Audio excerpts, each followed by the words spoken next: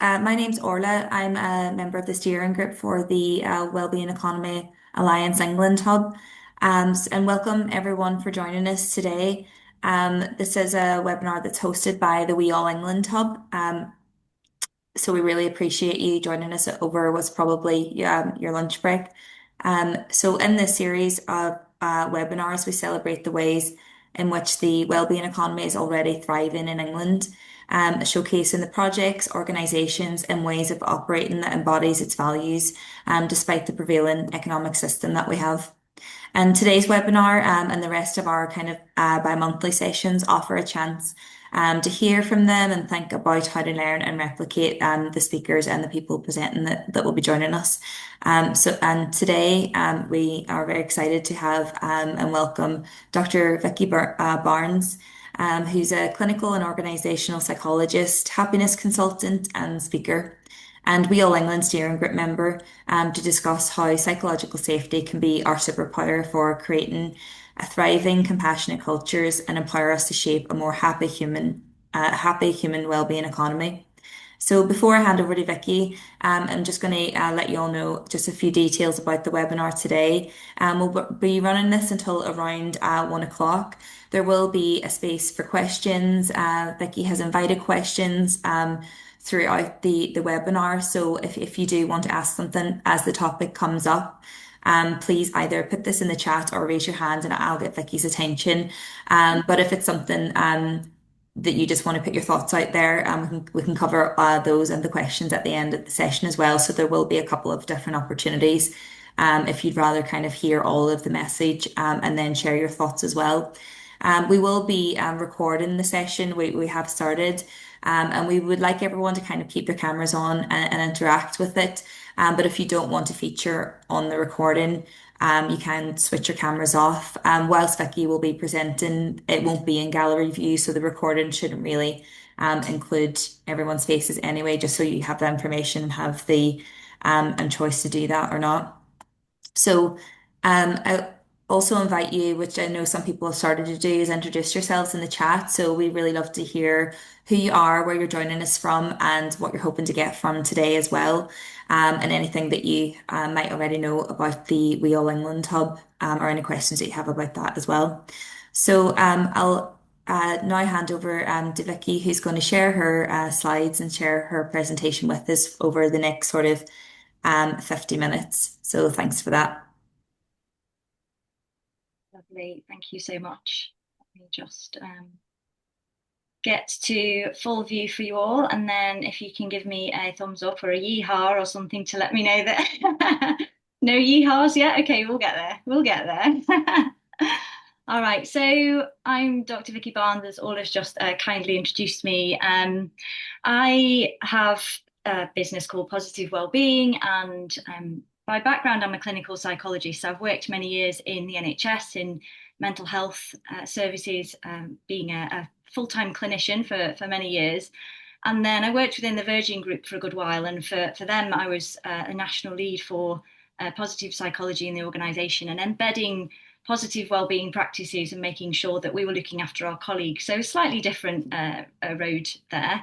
And then about 7 years ago, coming up, I set up by myself, and I thought if I'm doing this within Virgin Group, I can hopefully help lots of other organisations to look after their people and to use proactive, preventative strategies to help people to think about their mental health at work, which obviously then seeps into mental health at home as well, which is really important. So a much more proactive than reactive way of looking at things. And yeah, for the last nearly 7 years, I've been working with people all across the globe, which is really exciting, and across industries from education and health and military and all kinds of industries, corporates and charities. And it's just been an absolute joy to talk about some topics that I'm really passionate about, that are really close to my heart. Positive wellbeing does incorporate a lot of different things. It's all about positive psychology. So anybody that knows me, I know there are a couple of names in the room that are familiar. So thanks for joining. You know that I'm really passionate about happiness and positive psychology.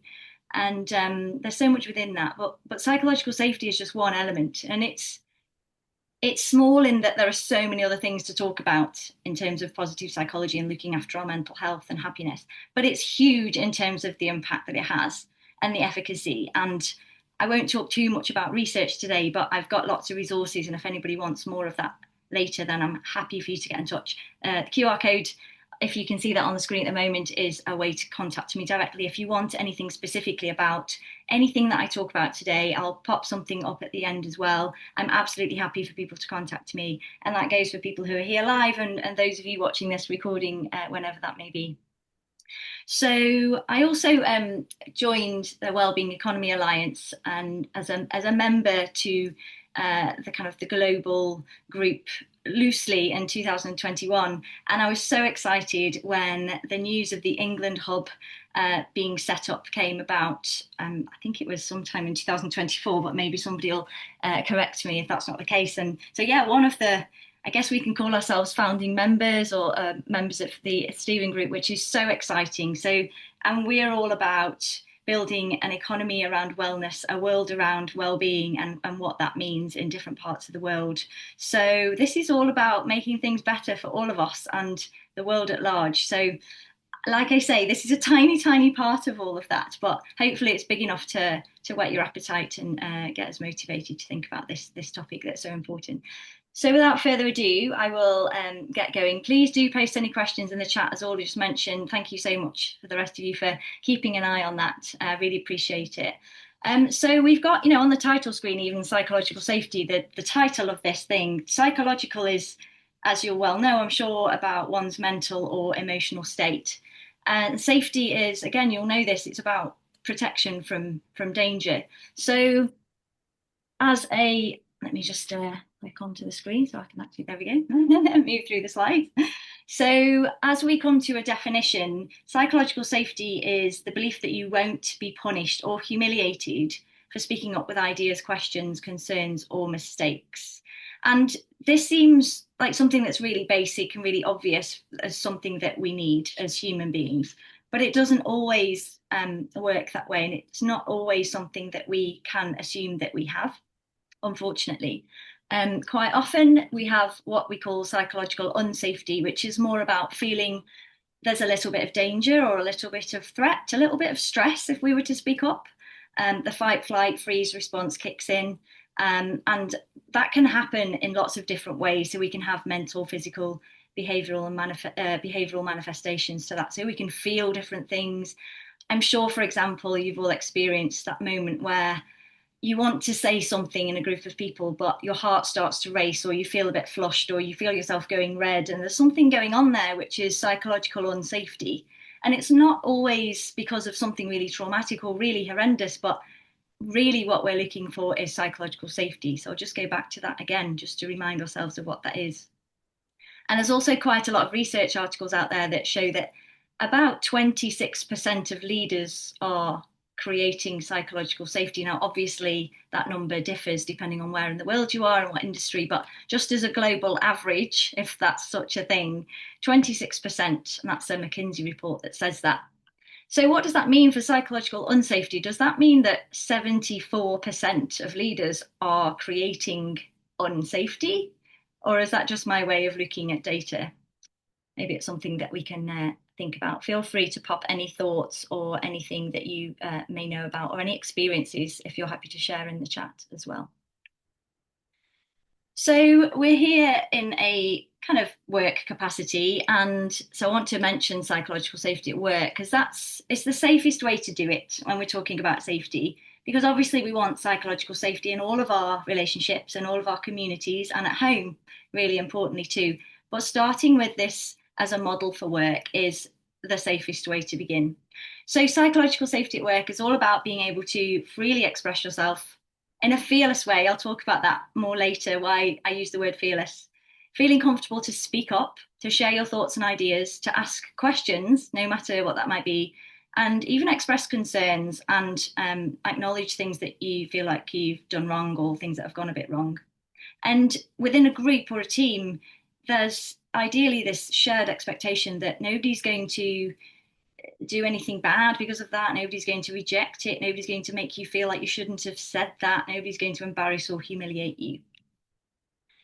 it is not that everyone is nice to each other all the time. Because I think that's a common misconception that if we're psychological safe, we're all really lovely and fluffy with each other all the time. And it absolutely isn't that. It's about the freedom. It's about really being yourself. It's about not having everything polished. It's about challenging. It's about working through things that are difficult and bringing them up, but then having the openness and flexibility and the humility really to work that out with the people in the room. And it's knowing that leaders, and it might be that you're thinking of this in your work capacity as a leader, or you can think about the leaders you have, or maybe a little bit like us in the England hub for we're all leaders. So it's knowing that whoever is a leader is going to value that and make sure that that can happen and open that space so that it can happen. So I just want to invite you to pop something in the chat about maybe if you feel safe to, obviously, how psychological safety currently feels for you, whether it's in your current team or a most recent team. Maybe you want to scale it on a scale of 1 to 10, 10 being as psychologically safe as it can be and one being not at all. Or maybe there's a one word that you can use to describe how psychological safety feels to you right now because of your team.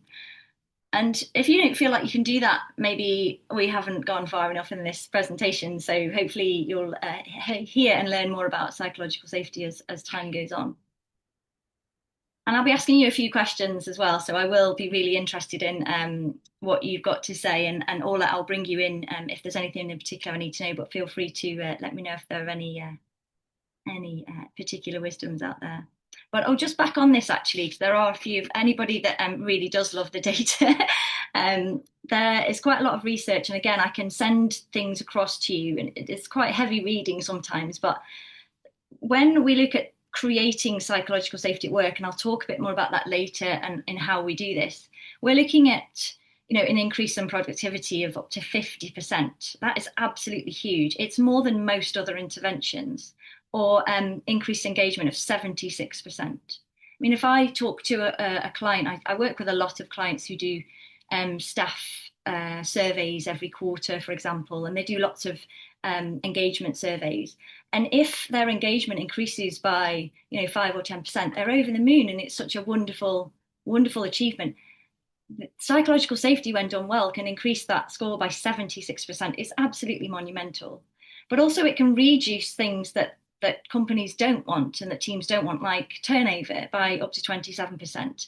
And a biggie for everybody, it's been shown to reduce stress by up to 74%, which I think we'd all agree is really, really important. So that's just for any data lovers out there. Vicki, we have a couple of reflections just on what you'd asked to put people to put in the chat. I thought it would be interesting if you wanted us to share them at this stage. Yeah. I can read out a couple that have come in so far. So we have somebody saying that this is all around the thoughts and feelings about psychological safety that you'd asked for where they feel currently. Um, people have talked about sharing openly without fear of judgment and not second guessing what they're going to say before speaking. Somebody feels that they're at a place where they currently feel 8 out of 10 in terms of psychological safety, and they feel fairly comfortable expressing their thoughts and ideas and concerns. Others have said that their opinions are valued in the workplace. That's how they feel currently, and that they're all often asked for their views on things. So that feels good. And they value the freedom to speak honestly. And others have said that they feel curious whenever they hear people in their team start with an apology first before they share their thoughts and challenges, which I think is really interesting. And it's been picked up on by others in the chat to say that they feel they do that as a young woman quite a lot, and that's something that they'd see. So yeah, really interesting reflections coming back there with a few different views. Yeah, that's really, really interesting, isn't it? I mean, there is so much that we can unpick with this. We could go down so many different avenues, whether it's the gender or yeah, that apology, like why we're kind of feeling like we need to almost disarm everybody before we say something that might seem a little bit like it might get some unwanted feedback. There is so much there. But yeah, thank you so much for sharing. It's really nice to hear, and thanks all, because I can't really see the chat. So thanks for letting me know about those amazing insights. Brilliant. Keep them coming. Okay, so I'm going to just share something with you that Amy Edmondson was the lady who first came up with the term psychological safety in the 90s, late 90s. So, relatively recently when you think about it. But she devised these or designed these 7 questions, which if you just read through, I won't read through them, you can just have a look at them. But this was about asking teams these 7 questions. And if you can answer yes with full authenticity and full honesty to all of these 7 questions, she would say that that was a really good baseline, that psychological safety was apparent in your team to a good enough level. I'll talk about the levels later on because somebody else took that forward after Edmondson. But I just think that this is a really nice way of starting off. If you've never done any work around psychological safety before, and maybe you are a leader in a team or you're just interested to take this to a leader in your team, it might be good to capture these and to take these 7 questions and say, okay, can we honestly say yes to these things? And the really important thing is everybody in the team has to answer yes to all of these things. It's not just about how a couple of people feel, because remember, we do have different personality types, we have different genders, it's just been brought up, we have different temperaments, people with different values. We can't just ask a few people or the people who are getting on best or look at the highest scores in an engagement survey or whatever it might be. We have to make sure that absolutely everybody, without fail, is feeling like they can answer yes to all of these questions. And it's not about it always being perfect. So if at some point one of these questions goes a bit off kilter and somebody can't answer yes, then it's about working through that, just like with any other relationship or group of people in life. So yeah, just something to point out there that might be helpful. And this was also Amy Edmondson, this is her idea of psychological safety, and I really love this image. It's actually created by I guess it's Amelia Crabtree is her name. You can see that bottom right. So that's who's created this. But it comes from Amy Edmondson. Her name's in the middle, and it's about the fearless organisation. And that's where that word fearless comes from Amy Edmondson. And I just love this because it kind of brings in a lot of what she talks about in terms of what psychological safety is. I love the images. You might just be drawn to something in particular, so just have a look around that for a second. And again, I'm happy to send this out to people, and as this is recorded you can look back at it. But I particularly like the bit bottom left, which is it's not being nice in inverted commas, because it's really easy to pretend to be nice or to ask about the weather or or have a nice check-in with somebody. But if it's authentic and real, then that brings all of the emotions and all of the feelings and all of the things that are really going on. And this fearless organization is all about being raw and real, but positive and hopeful, and developing together in the most effective and positive way. So I really wanted to share this with you because I just really love this image. And this should really be a dream board for any organization, really. This is what I take to the clients that I work with, and we work on it and we create our own, and they create something that matters to them. But this is a dream board for psychological safety in an organization. Okay. So Timothy Clark took Amy Edmondson's idea of psychological safety a little bit later, and he created 4 stages, and I'll go through those. And I think these are really important because what they can do is they can give us an idea as to where we are in the psychological safety spectrum. And just to point out, though, it's not necessarily a linear process. So you don't always come into a team at 1 and then go through to 2, 3, and 4 and then stay in 4. That's not how this works. As you can imagine, there are lots of contextual factors. It might be that somebody new comes into a team and then the dynamics change. It might be that somebody says or does something and that makes somebody feel like they're in a different space. It could be anything at all. The tasks might change, the mission statement might change, the environment around your team or service or organization might change, parameters with it in which you can work might change. And also just things like personal things like illness or tiredness or life circumstance. Everything has an impact to how you're going to feel in terms of psychological safety.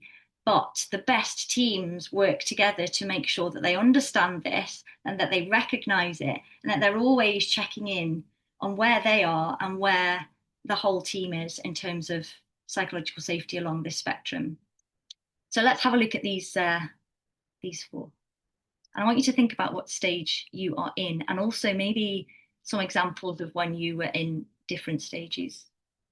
So the first stage is inclusion safety. So this is all about feeling safe and well, feeling safe to belong to the team. So nothing much more than that in terms of safety, but it's being comfortable about being present and just being there and being involved. Ideally, it would be feeling wanted and appreciated, but mostly, as the title suggests, included. As it says at the bottom there, when you're in this space, you may still be quite passive within the team. So maybe you don't say a lot, or if you do say a lot, it's very low level or very broad, or nothing that's going to kind of be too controversial or challenging or anything like that. It's very normal to enter a team and to be in this stage for a significant period of time because especially when it's a brand new team, that's how it begins. And also not even especially actually, because if you're the only one entering an already formed team or even an established team, then for a little while at least you might feel like inclusion is the only thing you can do whilst you find your feet. So that's the first stage. The second stage is called learner safety, and this is when you start to ask more questions and you start to feel like you are learning. So you're not just a member of the team anymore. You're actually kind of experimenting a little bit and you're asking for help, maybe even making a few mistakes, which are within the limits of your level or your time that you've been in that team. And you're not really so much a passive member of the team anymore, but an active team member, but still very much in the learning phase. And people who go into new roles often say, oh, it can take 3 to 6 months to really bed in and to learn the ropes. And I think that's what this is about, stage two. Then ideally we move into stage three, which is contributor safety. This is a really important one. This is about putting forward your own ideas and not really feeling like you're too embarrassed or fearful of putting your own ideas forward. So you really feel like you're giving something to the team because of who you are, and it's something that is potentially quite unique to you. This is where one of my favorite things about this bit is where vulnerability in the team starts to increase because people start to be themselves a little bit more and diversify in their personalities and their ways of working, but with togetherness as the umbrella.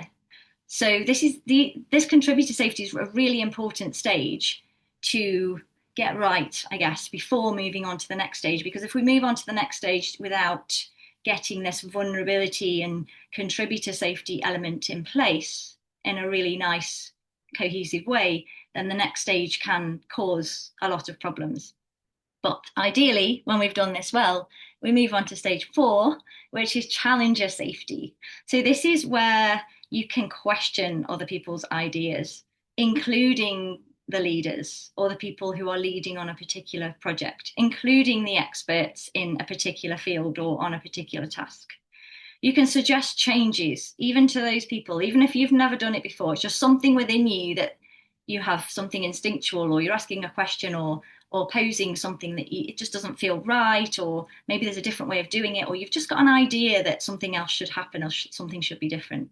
Lots of wonderful things happen when challenger safety is in place, not least so many new ways of working that increase growth mindset and resilience and locus of control for people, so people feel like they're all in control of this thing together, collaboration, team cohesion, individual and group confidence, like so many wonderful things happen. Vulnerability increases, authenticity increases, positivity increases, all of the stuff that really, really makes a team shine and do really well. And the important bit in challenger safety is that leaders are seen to manage tensions well, to be open to those, and to invite that reaching of a kind of collective. So not an agreement. It's not that everybody's being lovely and saying yes, we all agree and this is all wonderful for everybody, but it is some kind of cohesive collective move forwards that feels safe and okay for the group. So that's a lot. So I'm just going to pause here and see whether there are any questions or any comments at all.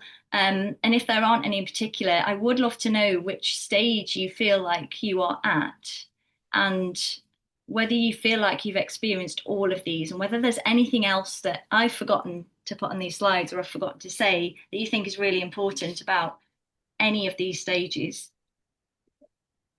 Vicki, there has a question has come up on the st around the stages, which is relevant, I think, to ask now. Someone's asked, can you remain in a stage but have elements of that stage being impacted or eroded? Um, which I think would be, I echo asking that as well, and I guess to add, as a kind of facilitator or leader in that, what action would you take if you felt like something was being eroded in a stage that you're currently in? Yeah, that's a really good question.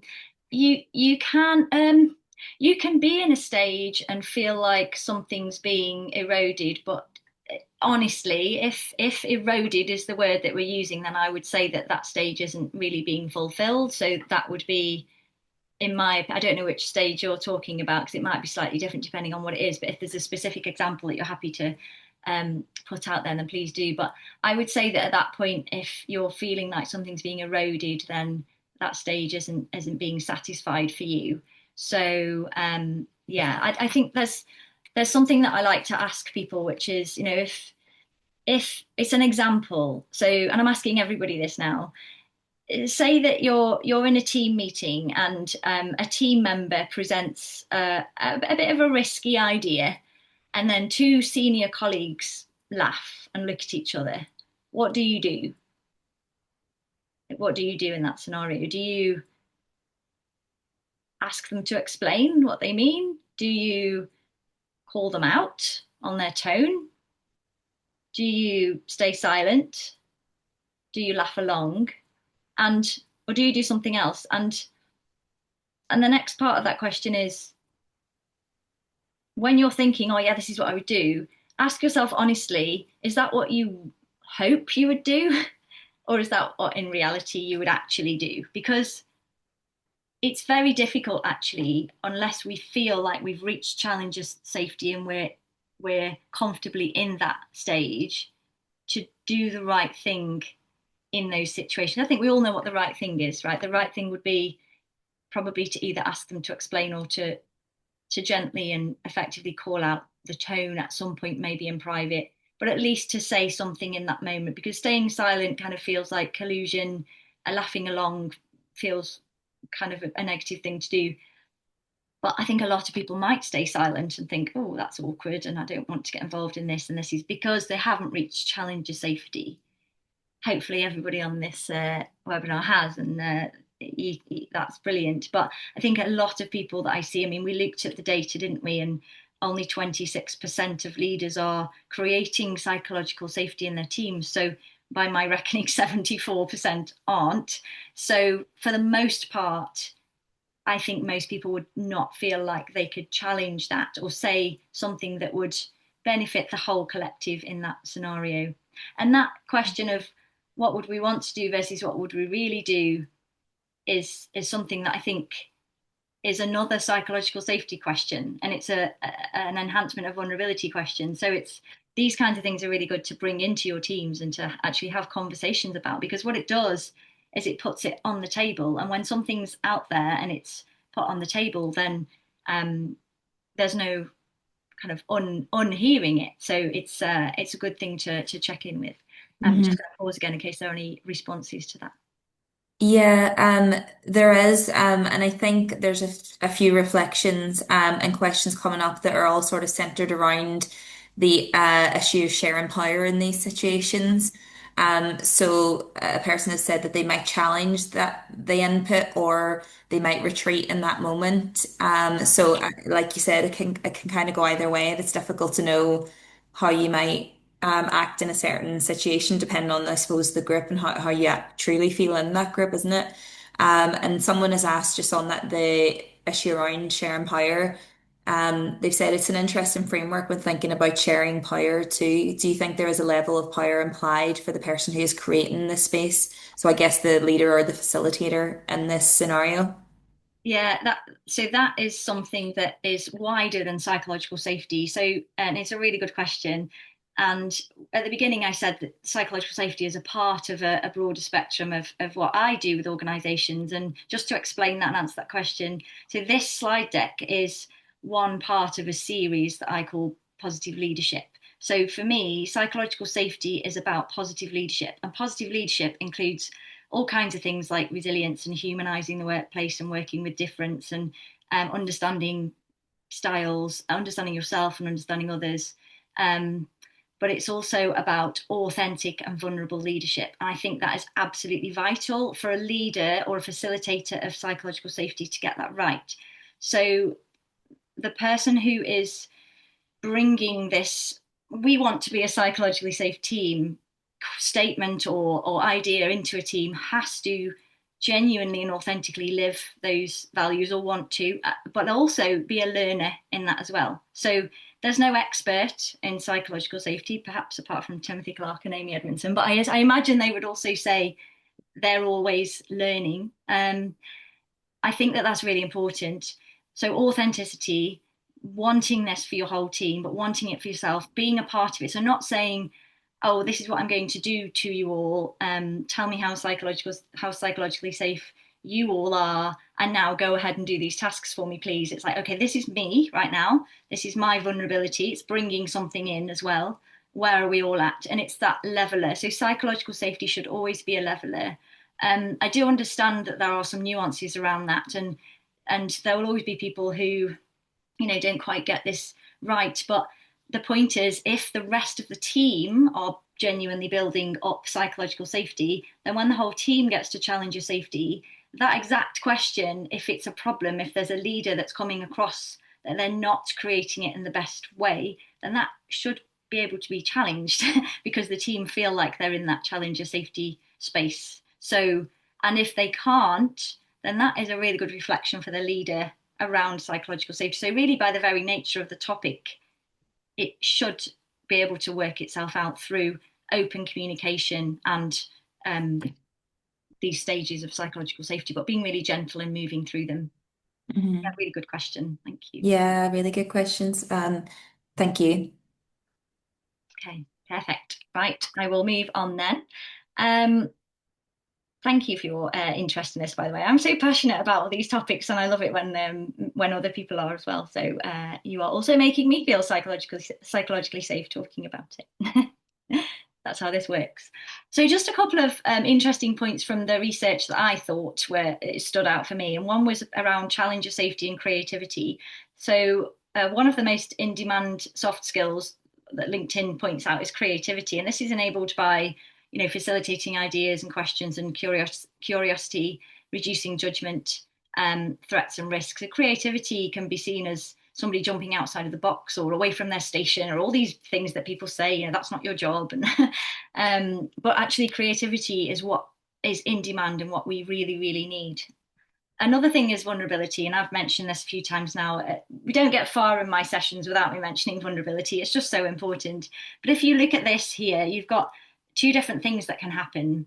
And if I speak up and I say something, you will either accept and respond positively, and that will empower creativity and capacity, and we develop as a duo, as a team, as a community, whatever it is. If, however, I speak up, say the same thing, but that my view is rejected by you and you give me a negative response, then it shuts it down and we stay the same or worse, we regress and things become a little bit toxic or difficult. And when I say respond positively or negatively, that's not necessarily just what you say. It's not necessarily just the external and outer response. Humans are quite intuitive when they are vulnerable. So when we're doing something that feels quite vulnerable and we're speaking up, we are so in tune and almost hyper vigilant to people's body language, micro expressions. So it's all there, so that genuine positive regard and genuine non-judgmental attitude is so very important.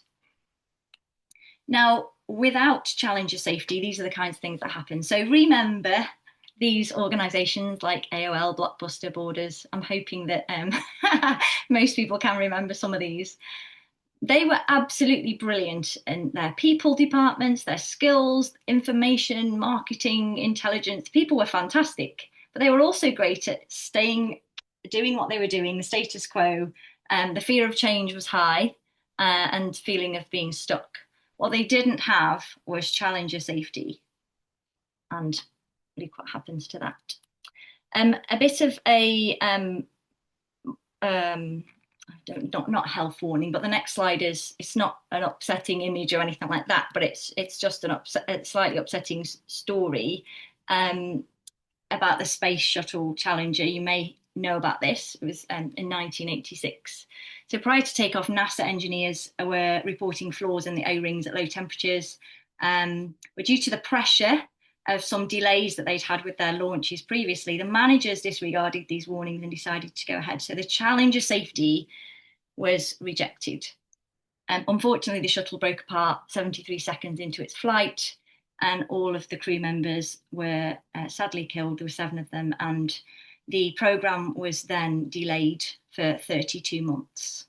So it's just one example that I like, partly because it's quite a powerful example, I think, of what can happen when we reject challenges and challenger safety, and how important it is to take account of people's challenges when they make them, and just make a judgment call as a group as to whether to take those on board or to move forwards in any case. But also, I just think it's quite morosely ironic that the space shuttle was called Challenger. So I just wanted to bring that up as before I bring us back up again to a question of how do we do this thing? How do we create psychological safety then?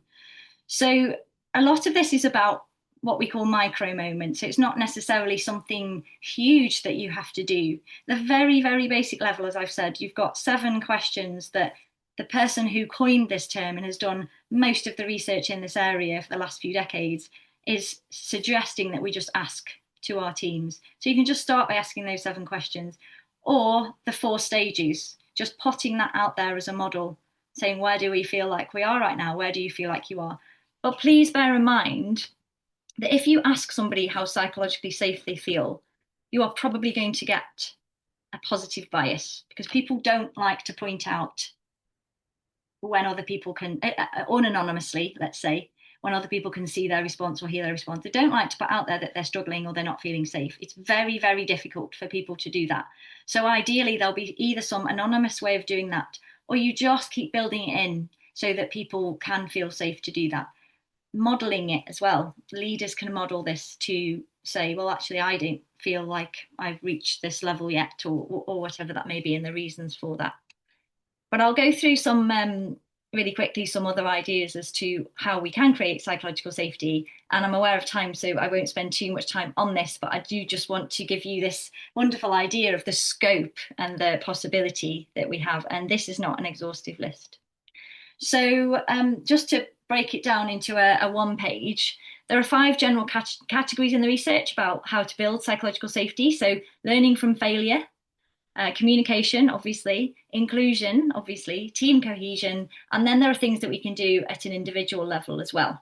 So let me just build on those a little bit and just show you a slide for each, just with some examples. So learning from failure, for example, you can read these yourselves, but communicating that actually I did this thing and I made a mistake, and a story of a failed attempt at something. Rewarding effort as well as success. So we live in a culture of just rewarding success, but actually effort needs to be rewarded too. And communicating that it's safe to just try and to not necessarily get it right all the time. Communication, that second option, just the way that we talk to each other, the way that we hear each other, the way that we communicate, and that vulnerability comes into this point to say things like, I don't know how to do this, or I really need help with this. Now, having that open, encouraging, open, constructive, active communication. Inclusion, thinking about what everybody is adding rather than are they fitting in. Discussing difference and putting it out there, but celebrating that, and building a really nice narrative about how the difference of everybody means that the whole is better. Encouraging everybody to do things that they absolutely are passionate about, but also maybe trying some different things as well. Asking people who aren't necessarily the expert what they think about that topic that they're not an expert in, for example. Team cohesion, first one, talk about psychological safety, obviously. Trying to avoid competition. This is an interesting one because people a lot of people are very competitive and they love competition, but what this means is it's not about who's doing the best job or who was the best at doing something in the team. It's avoiding people breaking away and going into silos unless that's absolutely necessary for the tasks at hand, of course. But it's about bringing everybody together. If you do need to break away, bringing everybody together again, and as much communication around what everybody's doing and how it's building everybody together as possible. Normalizing vulnerability is obviously one of my favorite ones as well. We are closest to people that we feel like we can be vulnerable with, or they can be vulnerable with us. That's where the real true connections happen. And finally, you as an individual, how can you be your best? If you are not being your best, if you're not practicing self-care, you're not going to bring your best to a team. Thinking about how you come across sometimes, we're a lot more aware than a lot of us realize. And whether that's because other people tell us things or we just know, do we struggle with maintaining positive eye contact? Do we give closed body language sometimes? Do we get defensive about things when we think that somebody's perhaps being a little bit critical? Maybe it's about taking a breath and pausing and reflecting. Maybe it's about inching towards showing a little bit more vulnerability when we feel like that can be quite scary at times. And one of the big things at the bottom there is just communicating your preferences and your needs and how you are and how you like to work. People don't know unless you tell them. And if you tell them, sometimes they also need reminding, and people don't always get it right. We're all human and we're fallible. So it's about accepting and understanding ourselves in all of our wonderfulness as we come together as teams. So back to Amy Edmondson's idea of a fearless organization. How do we do this? All of these are just ideas, but essentially, if you think about your world of work and how it would feel if every time you spoke up or every time anybody spoke up, the response was positive and open.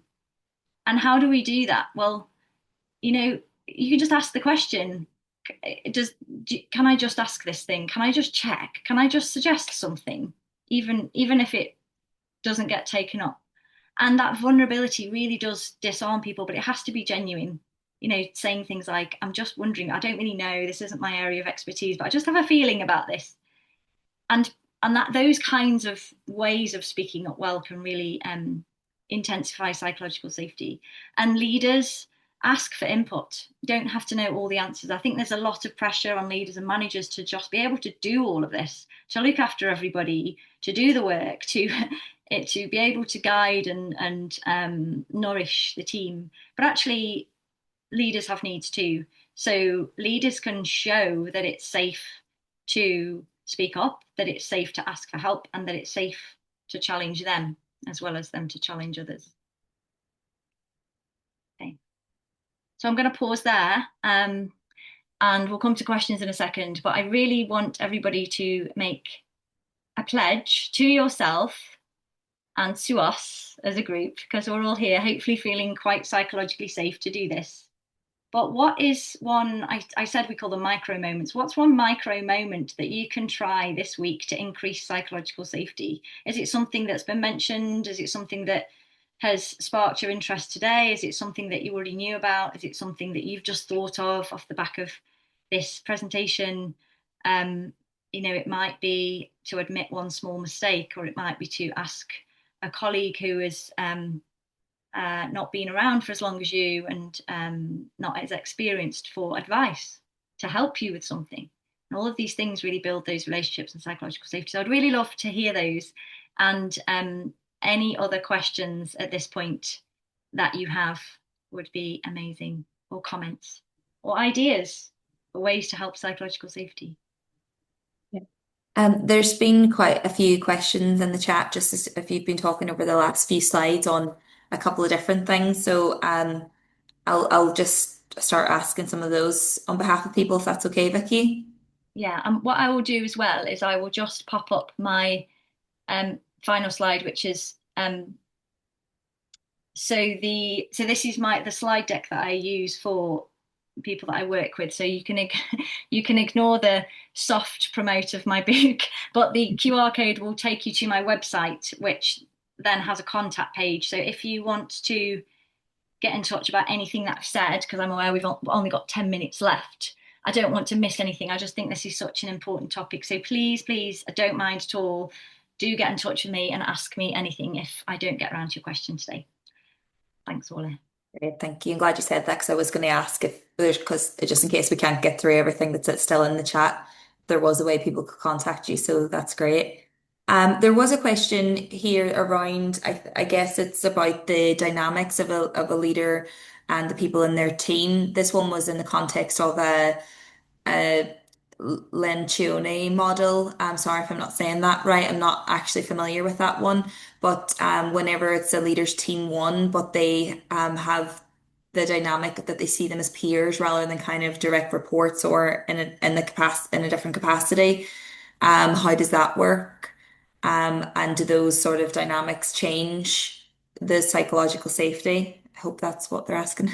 Yeah, so can I check because I'm unsure as well.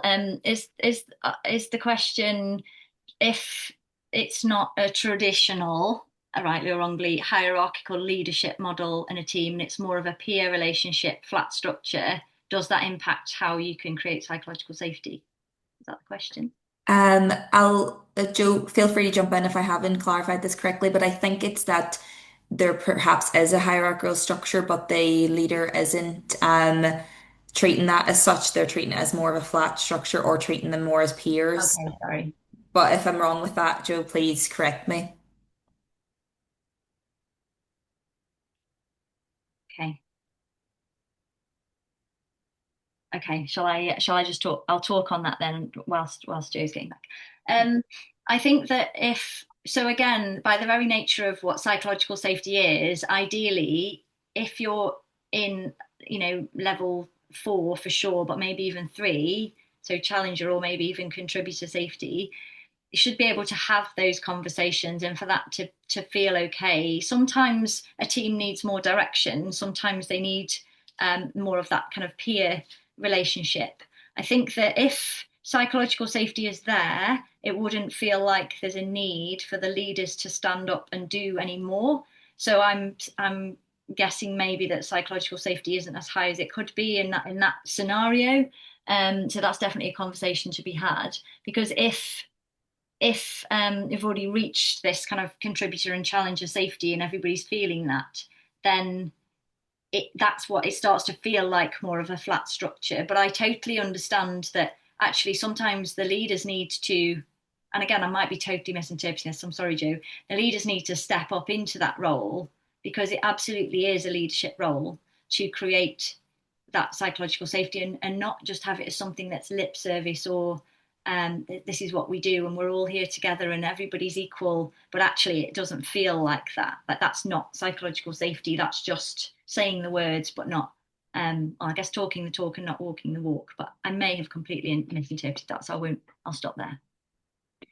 Joe came back to say correct, so I think we've clarified, hopefully, and we have answered how she was expecting. So that's great. I'm just I see Jane has her hands up, so Jane, I'll let you come in if you want to ask a question. Thank you. Oh, thank you. Yeah, I wanted to ask, thanks, Vicky. It's really interesting. How would you recommend kind of like dealing with a situation where there is an individual who is threatening psychological safety? Like, how would you start to unpack that with them and not compromise their psychological safety in the process, but also, prioritizing that for the majority of a group? Yeah, absolutely. Is this a group that isn't talking about psychological safety yet already? Maybe I pass. Yes Okay. and Okay. no. Yeah. Okay.